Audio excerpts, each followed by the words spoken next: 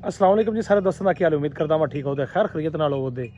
खुशखबरी है वे सलाह बाली प्रोग्राम दोबारा फिर कल तो इंशाल्लाह स्टार्ट हो रहा है। सुनने च आया तो 100 विचों 99% गल बिल्कुल दुरुस्त है कि सोमवार तो इंशाल्लाह पैसे जड़े ना दोबारा इंशाल्लाह मिलन दे।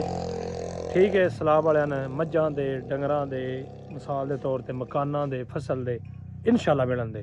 तो सारे भरा इंशाल्लाह साडे नाल जुड़े रहे जी। इंशाल्लाह तुहानू इस पेज तो हर चीज़ इंशाल्लाह मिले करेगी।